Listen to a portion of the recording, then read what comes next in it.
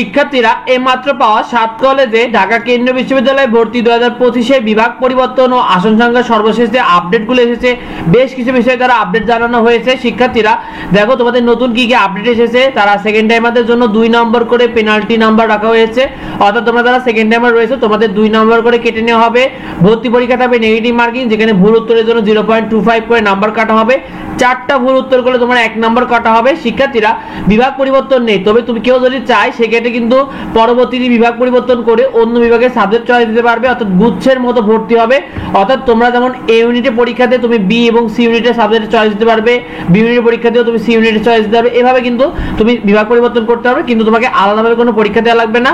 প্রবেশপত্র download করা যাবে 17 August এবং সিট প্ল্যান দেবে, অর্থাৎ তোমাদের আসন বিন্যাসটি হবে 20 আগস্ট। শিক্ষার্থীরা তোমাদের ভর্তি পরীক্ষা 22 আগস্ট বিকাল 3টা থেকে 4টা কলা ও সমাজ বিজ্ঞান অনুষদ, যেটা কিন্তু আর্টসের, 23 আগস্ট সকাল 11টা থেকে 12টা যেটা বিজ্ঞান অনুষদ সায়েন্সের, এবং 23 আগস্ট বিকাল বেলায় পরীক্ষা তোমাদের 3টা থেকে 4টা পর্যন্ত, এটা কিন্তু ব্যবসা শিক্ষা অনুষদে।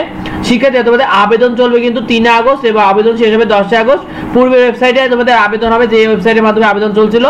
আসন সংখ্যা শিক্ষার্থীরা আসন সংখ্যা দেখো তিতুমির কলেজে আমরা যে তথ্যটি পেয়েছি, আসন সংখ্যা হতে যাচ্ছে তাদের 1830টি এবং গত বছর ছিল কিন্তু তাদের 5466টি। আসন সংখ্যা কমেছে প্রায় 3636টি। বাকি যে 6টি কলেজ আছে সেগুলো কিন্তু বিগত বছরের তুলনায় আসন সংখ্যা অর্ধেক কমছে।